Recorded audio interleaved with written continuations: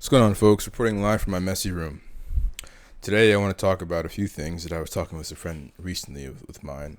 And I want to talk about goal setting. I want to talk about the meta principles that I'm using in my brain to try to sort of like, I wouldn't say trick or hack, I would say alter my brain chemistry so that I can make better choices with my time, with the actions I'm trying to achieve. Just the things that have learned and am learning that make it easier to accomplish whatever you're seeking out to do, and more importantly, overcome habits. The power of habits.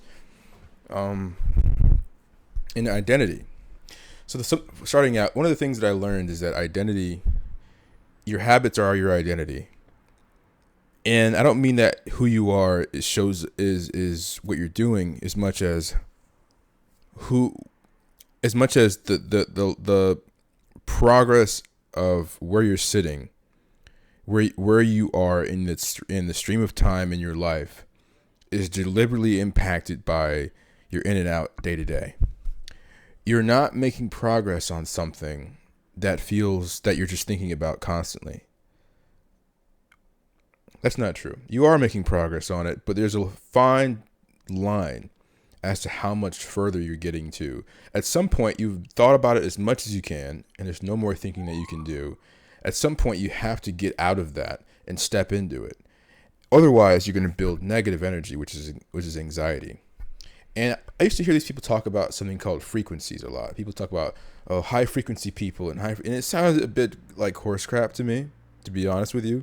I was like, high frequency stuff. Like I'm careful not to get too deep into a lot of what would be called NF, which is like abstract emotional concepts that don't have real merit in the ST, which is the sensory of reason and logic and what is real, right? But you have to realize that they do impact the other at some point, and that there is a realness to it. And particularly, everything is frequency, because if you watched any of my videos before, you've seen me talk about the concept that life in itself is based on three things: contraction periods, expansion periods, and a reset period. And everything in your life is going to revolve around that. You're going to have a contraction period in your life. You're going to have an expansion period in your life. You're going to have a reset period in your life. And you'll have that. And principles like that do not work unless they work on every single level, from the micro to the macro. And that your cells have that follow those periods. The conscious and unconscious things. You have a conscious state, a subconscious state, and an unconscious state. This is the spectrum. From this side to that side, in the middle. That's the spectrum. That's why all waves go like this. Okay? You will always have that. They go up and they come down, they come up and they come down, and one impacts the other, and they are tethered together, and you cannot separate them. And our brain is so focused on for our sake, it's focused on the coherent present. You're thinking you're seeing yourself right here. But you have to realize that what's going on up here will impact what goes on down here.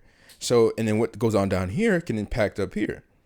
But if you are so busy trying to stack wins, I want to go to the highest peak, you have to realize that because this is the properties you're doing, because this rule is set in stone, if you go too high up here, there will be a down here. And that doesn't necessarily mean that you're doing something wrong. It just means that this is the period. So if you want equilibrium where things are steady, the Bible even says it. Look for simplicity in your life. Don't try to stack too high of a mountaintop. Because if you do, the world will come in and pull you back down. Think about what Jesus' role was. Jesus was the farthest extent of perfection. And forget your beliefs for a second and just hear what I'm going to say about this. Jesus in the Bible represents, in human form, the idea of what God could be as a human. He comes and he's the representation as the Son. He's the discrete property. That is, here's what God's qualities manifested in a human being. It doesn't mean that everything you do and say are going to be contextually the same. It means that how he thinks is always going to be perfectly cohered in these qualities that are love, joy, peace, mildness, kindness, long suffering, self-control, the fruitages of the Spirit, right? These are all positive frequencies that are mellow, by the way. Positive frequencies are calm. Negative frequencies are chaotic. They're jagged edges. You ever see a polygraph test, and when you're lying, the needle is zooming back and forth? It's because negative frequencies are coming from that, because they're not coherent with your body. Okay, they don't fit. They're manifesting themselves in negative energy, and your heart spiking, your blood is moving. Okay, because you're naturally supposed to be tethered to reality through your conscience, through all these things. And so Jesus coming along and being this representation on this spectrum of the highest point of light you can be as a human is now forcing the darkest side to react, right? The last 2,000 years has been a strong reaction since he's been in a sense of trying to come back, because he's introduced light into the world, and you cannot stamp it out. It is here. He impacted reality by introducing in our reality, in this physical consciousness, his light, and now it's impacting all the way down to this day. And you maybe to the untrained eye you would say, I don't know about that, but I'm like, it's been 2,000 years, and the Bible is still here. His story still lives on. The principles he said still are effective. The stories don't even feel like stories. They feel like a record, because there's so many other pieces that, I'm not here to convince you on that really, but I'm just saying the concept is fulfilling itself in this way. And why wouldn't it? You have to ask yourself, why would this not be true? Why a part of your brain doesn't want it to be true, because it also means accountability. But if you think about how this world works, everything that exists in reality has to have an opposite or a contrasting principle, or else it cannot exist. You can't distinguish my properties without having something that is opposite my properties to exist. Coldness and warmness have to exist, because you can't have one without noticing the other. Okay, you would notice the absence of the other, and without that spectrum, you would exist in one spot. Okay, that's the same reason why time doesn't really exist. It's a concept that our brains are locked into, because we see, why it doesn't exist? Because it's a constant. Time never changes. Only our perception changes relative to the properties in our life. We notice, time feels faster. It's not time feeling faster. It's your mind taking in less properties throughout your day, because maybe the earth is spinning quicker. Maybe the days feel shorter. It's an internal clock that is being impacted, not the actual concept of time. Seconds, minutes, days, hours. It's a measurements of metrics in our physical property. The only thing that really adds to it is the fact that we think about the ideas of how many revolutions around the sun have we gone between this existence of this property and this existence of this property. 500 years ago, Isaac Newton was here or whatever. And so that seems like that was time. The years are real, that properties are real, but the earth is the same. And so we're noticing these periods of properties in reality have to exist on a spectrum for that to exist forever. And so Jesus coming in, back to this again, he comes down, he impacts reality with a large amount of light. And now the darkness has to come and counteract that for a second. It has to come in and impact itself upon it, so that it kills him. It comes and swallows him. Unjustly so, because he was a perfect being. So when the rule for death is, according to the Bible, is that the wages sin pays is death. All humans are products of the original human, which was Adam. Adam stepped outside of reality by doing something that wasn't perfectly cohered. He chose his own logic over God's logic, and God is the original intelligence, and so this fractionates the two of them. You severed the line, which means you, as the Jehovah or Yahweh gives this human domain and says the earth is your responsibility. He wasn't just saying the earth, he's saying physical reality is under your hand. You can impact it however you choose. That's the people, and the people will impact the properties along it, and that is your responsibility. And so he then goes, at some point says, I'm going to choose my own way of impacting reality, which means he's fractioning away from God's reality, saying, I'm going to do things I'm going to go this direction. There was one line and he makes it a different line. Because he doesn't have the capacity to maintain a line for eternity because he's still a human and his power source is coming from this original line, he now introduced what's called the concept of sin, which is just the idea of anti-reality because God is the original reality. And so he does this, and then God says to him, now that you have chosen to start your own reality, your reality will die, and it will continue to die in this loop forever until essentially you guys destroy yourselves completely. 6,000 years later, here we are destroying ourselves completely. But 2,000 years ago, God says, I'm going to tether your line back into mine. I'm going to patch this disconnect through Christ. Christ comes in human form, which is still the son of Adam because he was implanted through a human body. And then he recoheres this line through to connecting to God again because he dies.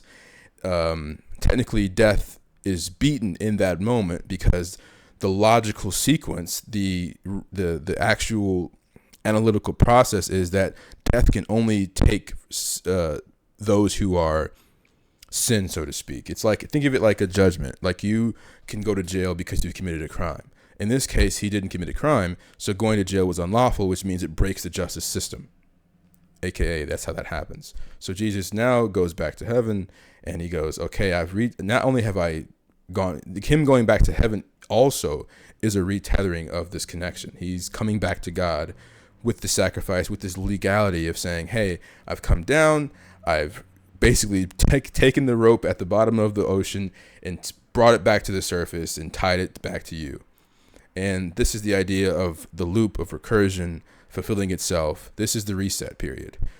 Okay, the expansion from Adam to Jesus, the contraction from Jesus to death, coming in and then resetting it with God. Are you seeing the three? And so this is the record in the Bible and how all these things happen, why it had to happen. Here's why that matters for you. Not just the morality of it or the idea of Jesus, but I'm saying you have to see life in these cycles, because if you're thinking about things linearly, the way we've been trained ourselves to do it, we think about things linearly. We think about past, present, and future as separate, as somehow that these things are not directly connected and tethered and existing simultaneously. We don't think they exist simultaneously because we don't see the same properties existing at the same time. We have memories, whereas it exists in our memory, and the future also exists in our memory, and we exist physically in the present. We don't have a memory of the present because you're in the present. I have this one coherent moment. But the past exists in our minds collectively, and then the future exists in our minds collectively as we're abstracting choices. I can make a choice in the future that hasn't even happened yet, and I can say with some certainty, with some aspect of certainty, that something will happen. And I can impact it the best that I can in the present.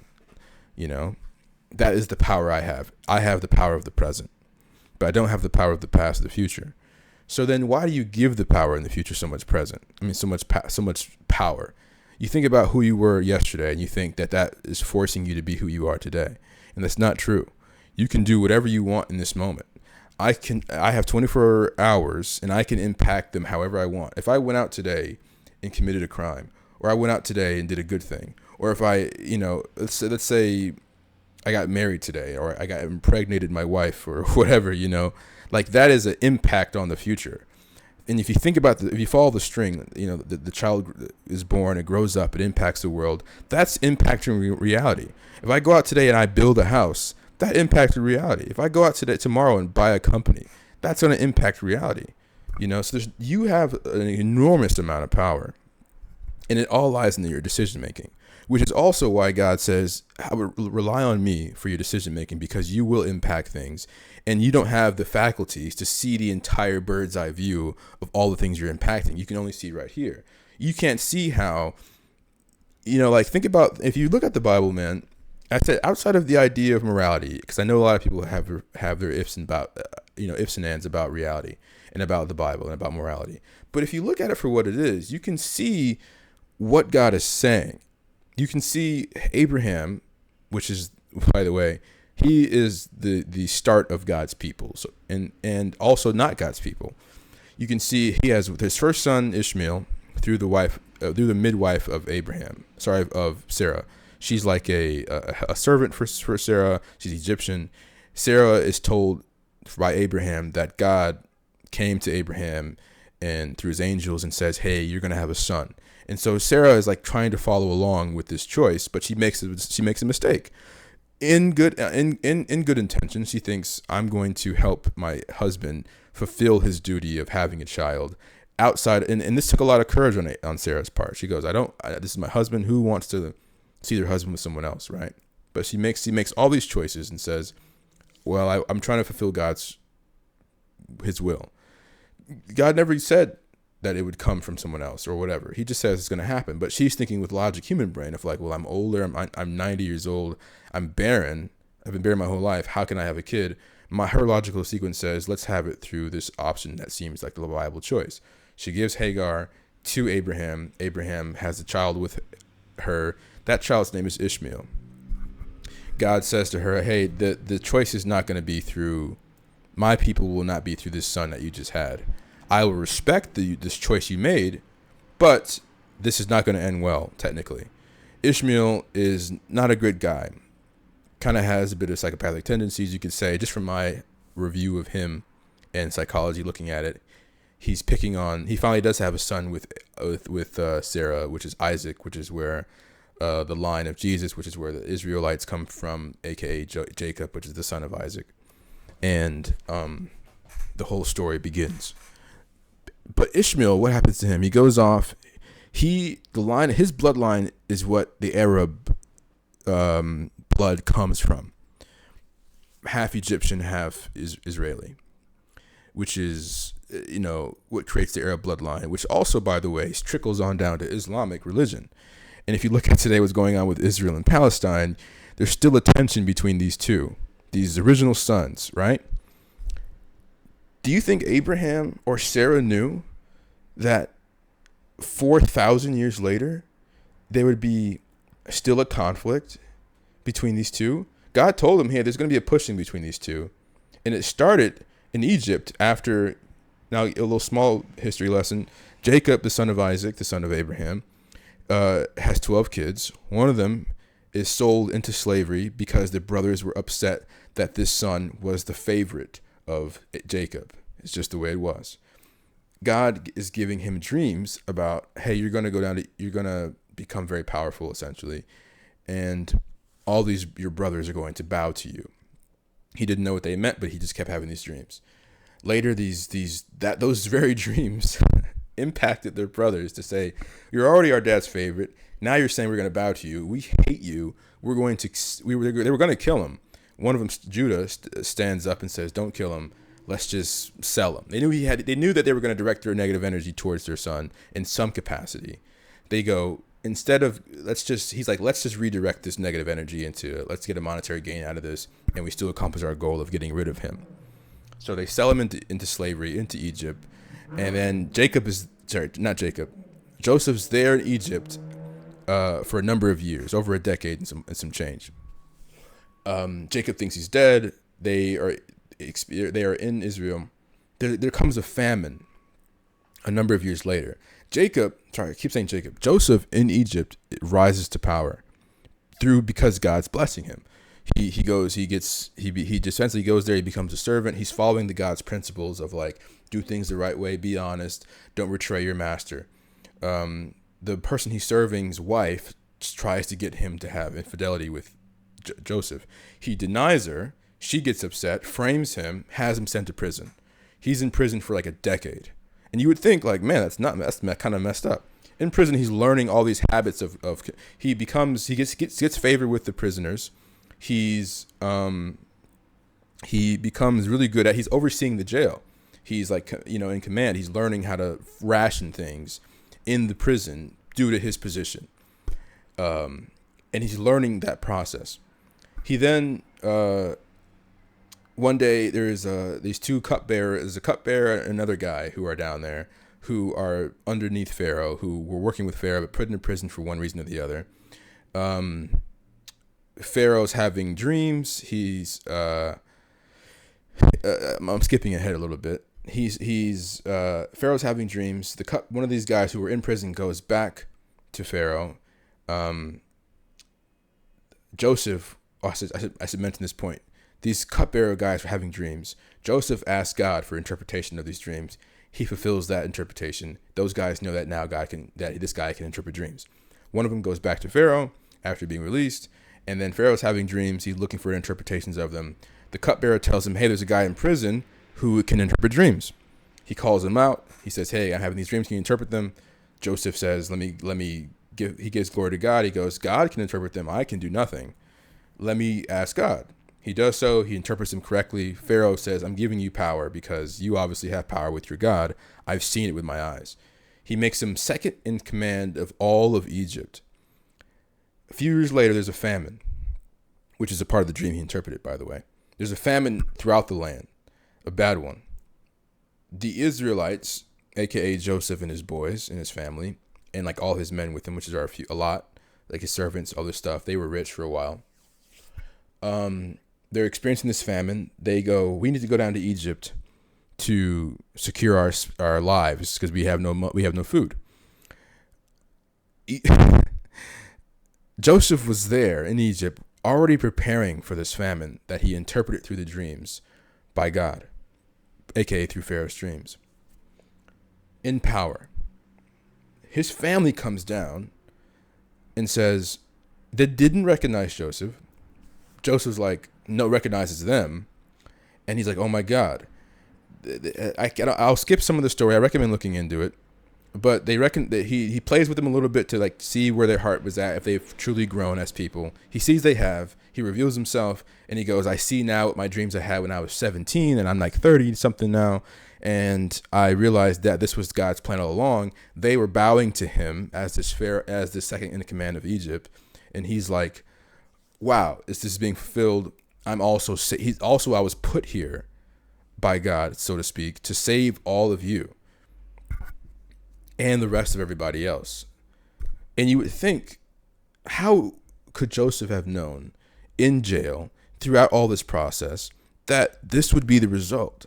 He would never choose that for himself. He would never be like, I'm going to go to Egypt and I'm going to go get myself arrested, be in prison, learn this skill of how to ration and how to be effective as a leader, then go back to Pharaoh's going to have a dream, all this stuff. A human brain in a million years, doesn't matter how capable you are, does not have the capacity to see these things.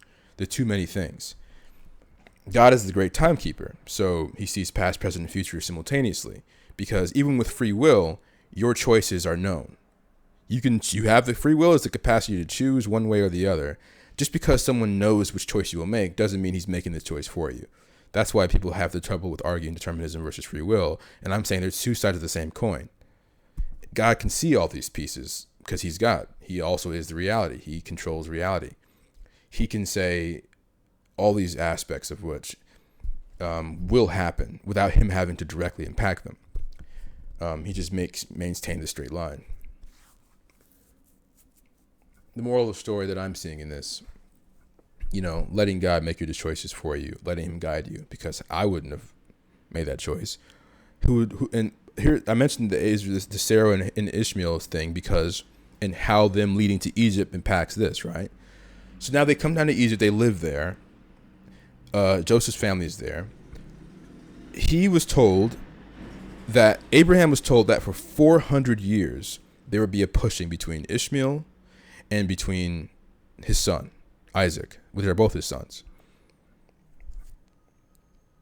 That began with Ishmael and Isaac when Isaac was like 5 years old and Ishmael was like 20. Now, Isaac long dead, Jacob's old, the son of Isaac. Joseph, the son of Jacob, is in Egypt.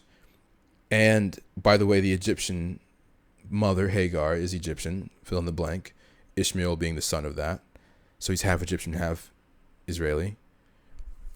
He's now, their family, their lineage now is back in Egypt. A few hundred years later, the Israelites multiplied quite a bit because they were blessed by God, because these are God's people, aka these people, good people. And they're multiplying fast, too fast compared to the Egyptians. The Egyptians who are alive now don't know about Joseph. They're like a few removed. So they're like, okay, we got to put these guys to use, or they're going to revolt against us because they're growing in too large a number. They now put the Israelites in slavery, and that exists for for 430 years, building up Egypt, all these things. And there's a lot more pieces that I could connect to all this. And then, they're at some point they're liberated. They Moses comes along.